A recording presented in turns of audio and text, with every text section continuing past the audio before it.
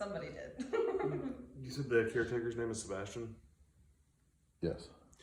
When we were walking through, he said one of the common things is a shadow figure that's sighted right in through there. That's the only thing that I really gathered from, any prerequisite.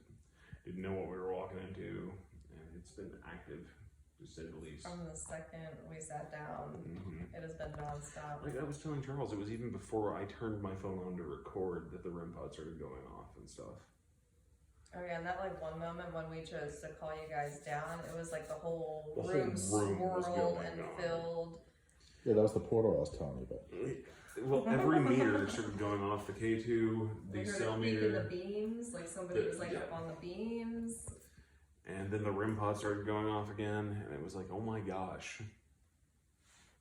Yeah, it's like basically we said we opened it and they were just ready to talk.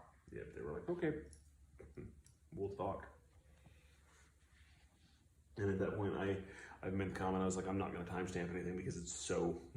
That happened at one point when we were upstairs too, because it's so many, and then like I said, there's different layers, different voices, so you can tell.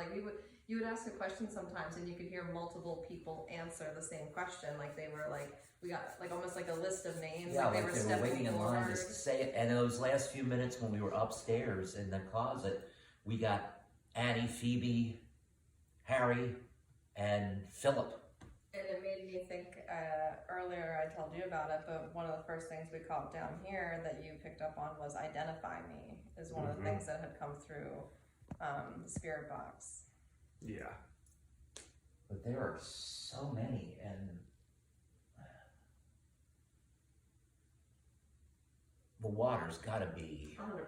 Oh yeah, absolutely. and there's gotta be something else here. There's gotta be some sort of native rock under here as well. Stone tape. Yeah.